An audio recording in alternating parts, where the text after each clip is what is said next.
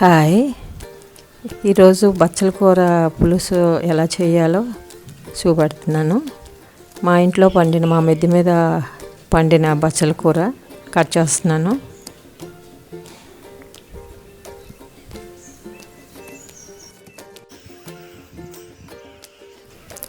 తర్వాత తీసుకెళ్ళి కడిగేసుకొని శుభ్రంగా కడిగేసుకొని కట్ చేశాను. స్టవ్ వెలిగించి ఒక గిన్నె పెట్టి అందులో ఒక గ్లాసు నీళ్ళు పోసి ఈ కట్ చేసిన బచ్చల కూర అంతా వేసి చిన్న సాల్ట్ వేసి ఉప్పు వేసాను.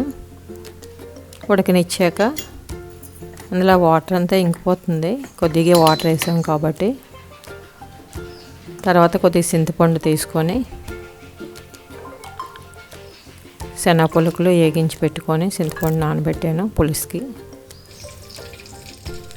ఉడికించిన తర్వాత అలా కొద్దిగా దగ్గరికి నొక్కించుకుంటే వాటర్ ఏమి ఉండదు, అడుగు కొద్దిగా ఉంటుంది. తర్వాత కళాయి పెట్టి అందులో పోపు దినుసులు వేసుకొని కొద్ది మినపప్పు, ఆవాలు, జీలకర్ర, మిరపకాయలు, కరివేపాకు అది వేగిన తర్వాత ఈ బచ్చల కూర ఉడికించిన బచ్చల కూర అందులో వేసుకొని కొద్దిగా చింతపండు పులుసు వేసుకొని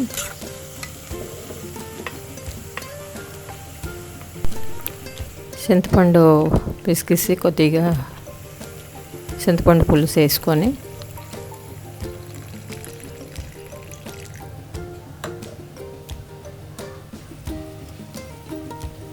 కలిపి కొద్దిగా పసుపు, సరిపడినంత ఉప్పు, కొద్దిగా బెల్లం వేసి ఉడకనియండి.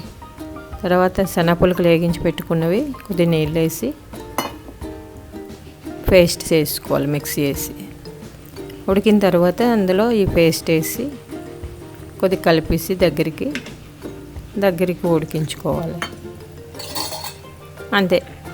దగ్గరికి అయ్యాక మీకు సరిపోయినంత కారం, ఉప్పు అన్నీ సరిపోయిన చూసుకొని దించేసుకోవడమే.